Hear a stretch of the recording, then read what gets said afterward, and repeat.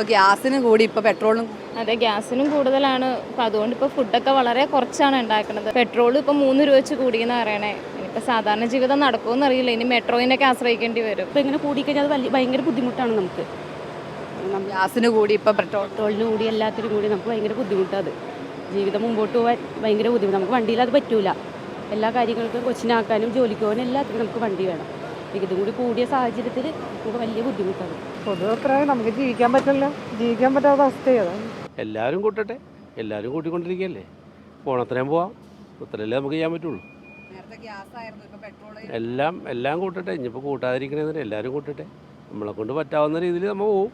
ഓടുന്നവരും ഓടും, അത് കഴിഞ്ഞാൽ മാറ്റിയിടും, അത്രേ ഉള്ളൂ. ബാധിക്കുന്നത് വില കൂടിയത് വലിയൊരു വാദനയാണ്, അങ്ങനെയാണ് പറയുന്നത്. ഡെയിലി ഉള്ളത് അങ്ങനെ മുന്നോട്ട് പോകുന്ന നമുക്ക് ഒരു എത്തുമ്പടിയും കിട്ടണല്ലോ. ഇപ്പം അതാണ് പറയാനുള്ളത്. കൂടുന്നുള്ളൊരു മുന്നറിയിപ്പും കൂടെ ഇനിയും കൂടുമെന്ന് പറയണ്ട. അപ്പോൾ സർക്കാരിനകത്ത് എന്തെങ്കിലും ഒരു തീരുമാനം എടുത്തില്ല എന്നുണ്ടെങ്കിൽ നമുക്കിത് മുന്നോട്ട് ഞാൻ സെയിൽസിലാണ് വർക്ക് ചെയ്യണത്. അപ്പോൾ നമുക്കിത് എങ്ങനെ ഡെയിലി ഉള്ള എക്സ്പെൻസ് നമുക്ക് കണ്ടെത്താൻ പറ്റുമെന്ന് നമുക്കറിയില്ല. ഇപ്പോൾ കിട്ടണ തന്നെ ഈ പെട്രോളിച്ച് ഡെയിലി ഉള്ളത് തീരും. അപ്പോൾ ശമ്പളത്തിൽ നിന്ന് ആ ഒരു എമൗണ്ടും കൂടി നമ്മളിന് വേറെ എന്തെങ്കിലും വഴി കണ്ടുപിടിക്കേണ്ടി വരും. എങ്ങനെയാലും കുറയ്ക്കണമല്ലോ. ഇത് കൂടിയിട്ടുണ്ടെങ്കിൽ നമുക്ക് ജീവിക്കാൻ പറ്റില്ലല്ലോ. എല്ലാത്തിനും വില വർദ്ധിക്കും. എല്ലാത്തിനും വില വർദ്ധിക്കുകയാണെന്ന് വെച്ചാലും സാധാരണക്കാർക്കെല്ലാം ബുദ്ധിമുട്ട്.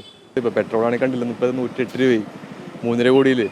പൈസ ഒന്നും ഇപ്പോൾ കിട്ടണമെല്ലാം കുറവാണ്. വേതനം എല്ലാം കിട്ടണത് മാസം തുടങ്ങി തന്നെ ആകെ എല്ലാത്തിനും വില കൂടി, എല്ലാത്തിനും പ്രശ്നമായിട്ടിരിക്കണം വീട്ടിൽ തന്നെ.